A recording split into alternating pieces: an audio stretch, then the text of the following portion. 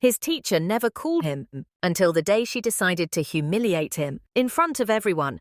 But when he started playing, the look on her face said all. She never saw it coming. Elijah Rivers sat near the window, pencil tapping rhythmically against his notebook. It wasn't nerves, just a habit, one his mother always told him to break, but it helped him think. The classroom at Jefferson Middle School in Little Rock, Arkansas buzzed with the usual pre-lesson chatter. But Elijah kept his focus on the worksheet in front of him. He liked getting things done early. Miss Abigail Thornton stood at the front of the room, skimming her notes. She had been teaching 6th grade for nearly 15 years, and in that time she had developed a reputation, strict but fair, at least in the eyes of those she favored. Elijah had never been one of them. It was never obvious. She didn't raise her voice, didn't insult him outright, but she rarely called on him when his hand was up. If he got a question right, she moved on quickly if he got one wrong. Rare as it was, she lingered, almost savoring the moment. Elijah noticed so did a few of his classmates. She barely even looked you. Tyler Whitman, the boy sitting next to him, whispered one afternoon, "You got like teacher invisibility or something." Elijah had only shrugged. "Guess I do." But today something felt different. Miss Thornton was glancing his way more than usual, not in a way that signaled bull, but something else. Anticipation. The lesson began, a standard history discussion, something about the Civil War. Elijah took notes listening, waiting for the usual pattern to repeat. But then something unexpected happened. "Elijah," Miss Thornton said, her voice crisp. "Why don't you answer this one?" Heads turned. Elijah blinked. She never called on him. He sat up straighter, scanning the border. General Sherman's March to the Sea was a military campaign aimed at breaking the Confederacy's resources and morale. She murmured. Not bad, not bad. It was a textbook perfect answer. A few students exchanged glances. Tyler shot him a look that said, "What was that about the lesson?" Carried on. But the shift had been made. Miss Thornton wasn't ignoring him anymore. She was watching. And then right before the bell rang, she made her move. "Elijah," she said as students began packing up, "stay behind for a moment." A few heads turned again, but no one said anything. Elijah took his time, putting his notebook away before approaching her desk. "I overheard you talking the other day," she said, clasping her hands together. "About your grandfather." Elijah frowned. "What about him? You said he was a musician." Something in her tone made the air feel heavier. He nodded. "Yeah. He was a pianist, played jazz." Miss Thornton's lips curled just slightly. Not quite a smirk, but something close interesting. She leaned back in her chair, tapping her fingers against the desk. "You must have picked up a thing or two." Elijah didn't answer right away. He wasn't sure where this was going. But it didn't feel right. A little, he admitted. Her smile widened, but there was no warmth in it. Good to know. The bell rang. Elijah grabbed his bag and turned toward the door, but her voice stopped him. "Tomorrow, let's see what you've got." He turned back. "What?" "The piano in the corner," she said, gesturing toward the old upright instrument, collecting dust at the back of the room. "You'll play something for the class." Elijah stared at her. A few remaining students had paused near the doorway, eyes flicking between them. "Why?" Miss Thornton tilted her head, as if the question amused her. "Why not? You said your grandfather played. I'm sure you have some of that talent in you." Elijah knew that tone. It wasn't curiosity. It wasn't encouragement. It was a setup. But he wasn't about to back down. Elijah barely slept that night. He lay in the bed staring at the ceiling, the conversation with Miss Thornton replaying over and over in his head. This wasn't a request, it was a challenge, and he knew exactly what kind. She expected him to stumble, to embarrass himself, to reinforce whatever opinion she had already formed about him, but she didn't know the full story. The next morning, Elijah walked into the classroom, feeling the weight of something. Unspoken word had traveled fast. Whispers followed him as he took his seat. "You gonna play today, Brandon Hall?" One of the louder kids smirked from across the room. Elijah didn't answer. "Didn't know you were a piano guy," Tyler murmured beside him. Elijah kept his eyes on his notebook. "There's a lot of things people don't know." Miss Thornton entered, setting her books down with an air of satisfaction. She barely acknowledged the students settling in, her focus drifting toward Elijah before she began the lesson. The first half of the class dragged on, but Elijah could barely hear any of it. His mind kept skipping ahead to the moment she would call on him, and then she did. "Well," she said, closing her book and glancing at the clock, "we have a little time before the next lesson." "Perfect." She turned toward the old upright piano in the corner. "Elijah, Let's see what you can do." The air in the room changed. Students shifted in their seats, some whispering, some watching closely. Elijah didn't move right away. He felt every eye on him.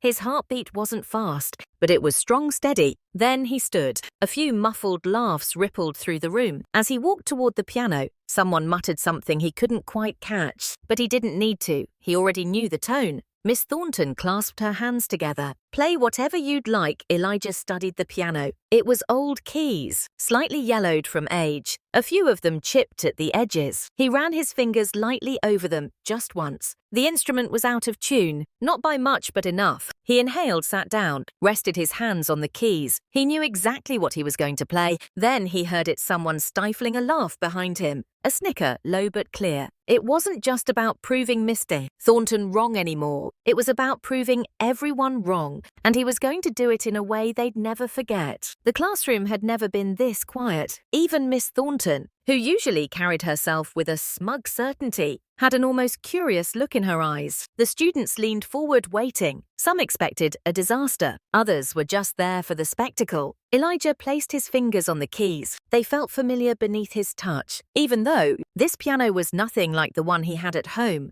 His grandfather's piano had been warm, well-loved, with deep, rich tones that filled a room effortlessly. This one, the keys were slightly stiff, the soundboard likely warped from years of neglect. A deep breath, a moment of stillness. Then he played. The first few notes drifted through the air, soft and steady, a blues progression, the kind his grandfather had played for hours on humid Arkansas afternoons. Elijah's fingers moved with confidence, rolling through the chords, his left hand keeping time, while his right danced over the melody. The classroom shifted, the whispers stopped. Even the kids who had been smirking before sat frozen. Miss Thornton crossed her arms, her brows furrowing ever so slightly. She had expected hesitation, maybe a shaky start. Instead, she was hearing something she hadn't prepared for. Elijah didn't stop to see their reactions. He wasn't playing for them or he was playing for himself. For his grandfather, he let himself sink into the music, feeling each note as if it were telling a story. Only he understood his fingers glided effortlessly, striking a balance between precision and raw emotion. It wasn't just technical skill. It was a conversation between him and the keys. And then he took a risk. He shifted into something more complex, letting his hands weave intricate runs up and down the keyboard, a progression his grandfather had taught him, one he had struggled with for months,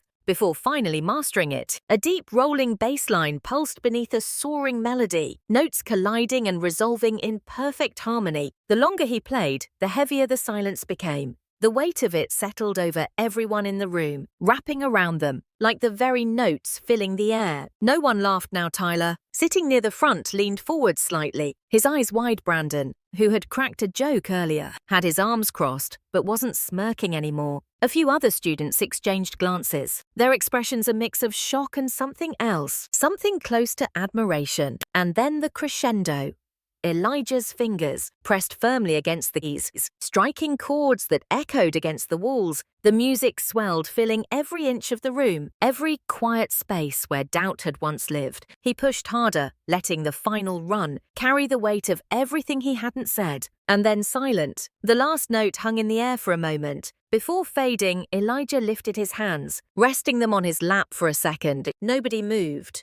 Nobody spoke. Then a single clap. It came from the back of the room. Then another and another within seconds. The entire class was applauding. Tyler let out a low whistle. Damn, Brandon, still sitting with his arms crossed, gave a small shake of his head. I didn't know he could do that. Elijah exhaled, his heart pounding, not from nerves, but from the sheer energy of what had just happened. He had done more than play. He had changed something.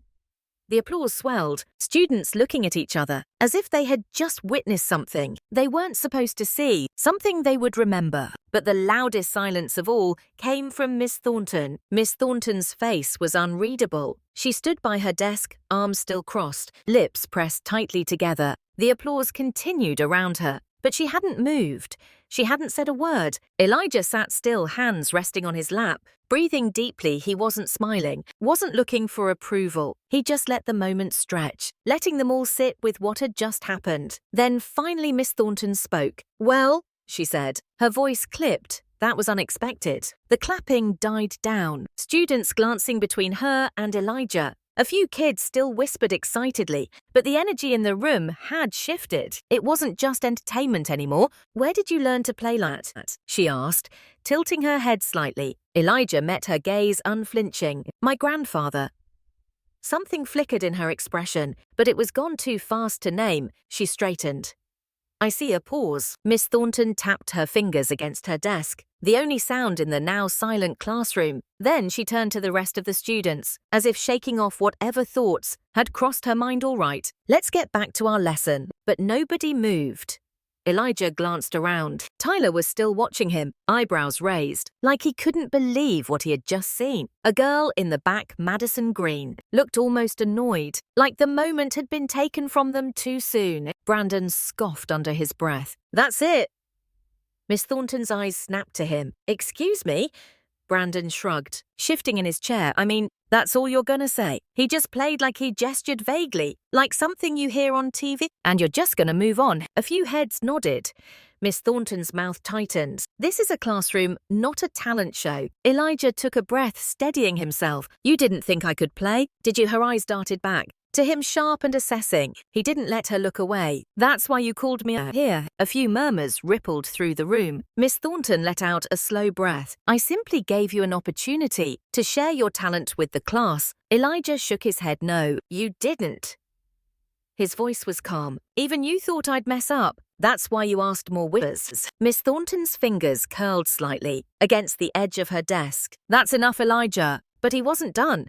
"You wouldn't have asked Tyler." He continued, glancing at his friend, "or Madison or Brandon. But you asked me why the room was holding its breath." Miss Thornton's jaw twitched. "You're out of line." "I don't think I am." Her eyes darkened, her posture stiffening. "Sit down for the first time all year." Elijah didn't immediately do as he was told. He looked around the room at his classmates, at the ones who had ignored him before, the ones who had underestimated him, the ones who had smirked when she called his name. Then slowly he stood. The silence felt heavier now, charged, and Miss Thornton, for all her usual control, looked just a little bit shaken. But this time, she wasn't the one in charge of the room. Elijah walked back to his seat, slowly feeling the weight of every step. His heart wasn't pounding or he wasn't nervous, if anything. A strange sense of calm had settled over him. He lowered himself into his chair, still feeling the stares from all around him. Tyler gave him a slow nod, one that didn't need words. Madison was still watching Miss Thornton, arms crossed like she was waiting for something more. But Miss Thornton had turned away. She flipped open her lesson plan, eyes fixed on the page, as if she could pretend nothing had happened. "Let's move on." The room didn't shift back to normal as quickly as she expected. The energy lingered. People still whispered. It wasn't just about the music anymore. Brandon leaned back in his chair, arms crossed. "Kind of weird how you don't want to talk about it." Miss Thornton's eyes snapped up. "Excuse me," Brandon shrugged. "You made a big deal out of him playing, but now you're acting like it never happened." A few quiet agreements rippled through the room. Miss Thornton's grip on her book tightened. That's enough, but Elijah had seen it. The hesitation, the discomfort, and so had everyone else for the rest of the class. Miss Thornton's usual authority felt thinner, like a glass window that had just been cracked. She still controlled the lesson, but the students weren't as engaged. The usual rhythm was gone. When the bell finally rang, chairs scraped against the floor as students packed up their things, murmuring to each other as they filed out. Elijah slung his bag over his shoulder, moving toward the door, but just before he stepped out, Miss Thornton called his name, "Elijah." He turned back for a second. She looked like she might say something meaningful, something real instead. Her expression hardened. "I hope you understand that this is still my classroom." Elijah studied her then in the same calm, steady voice he had used before. He said, "I know." A beat of silence passed between them. Then he walked out in the hallway. Tyler caught up to him. "Bro, what was that?" He shook his head, grinning. You just flipped everything upside down." Elijah let out a breath. "Yeah." Tyler nudged his shoulder. "So you gonna play again?" Elijah thought about it, about the feeling of the keys beneath his fingers, about the music filling the room. He smiled.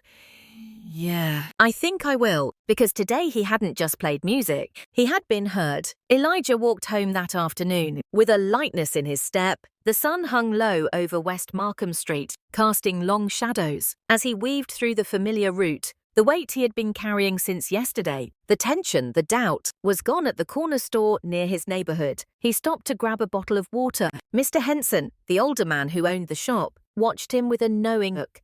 "You look like a kid who just did something important." Elijah hesitated, then smiled. Maybe I did by the time he reached home. The smell of fried catfish and cornbread filled the air. His mother was at the stove humming. As she flipped to Phil, "You're home late." Elijah dropped his bag by the door and sat at the kitchen table. "Had a long day." His mother glanced over her shoulder. Good or bad, he thought about it, about the way the room had fallen silent, the way Miss Thornton had looked at him, the way his classmates had seen him differently, really seen him for the first time. "Good," he said finally. "Really good." She turned off the burner and wiped her hands on a dish towel before sitting across from him. "You want to talk about it?" Elijah nodded, and for the next 15 minutes, he told her everything. She didn't interrupt, didn't rush him, just listened, her expression shifting between concern, pride, and something else, something softer, almost sad when he finished. She exhaled.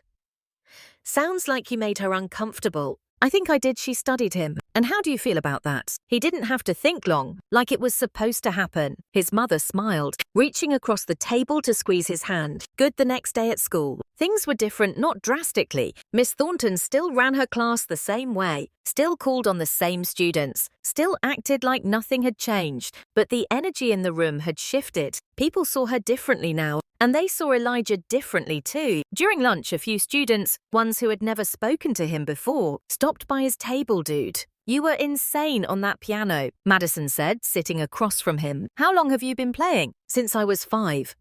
Tyler shook his head. "Man, you've been holding out on us." Elijah smirked. "Guess so," from across the cafeteria. Miss Thornton walked past, tray in hand. Their eyes met briefly. This time she looked away first, and Elijah, he just kept eating, because he had already said everything. He needed to say some lessons aren't taught in books. Some moments change the way people see the world, whether they want to or not. Miss Thornton had spent the year looking past Elijah, and in just a few minutes, he had made sure she would never do it again. Maybe she would never say it out loud. Maybe she would never admit what she had done, what she had assumed, but it didn't matter, because now Elijah knew something that she didn't. When people try to silence you, when they try to underestimate you, the best thing you can do is let your talent speak louder than their doubts. And when you do, they'll have no choice but to listen. If this story moved you, don't forget to like, share, and subscribe, because sometimes the most powerful stories are the ones that remind us to stand tall, no matter who's watching.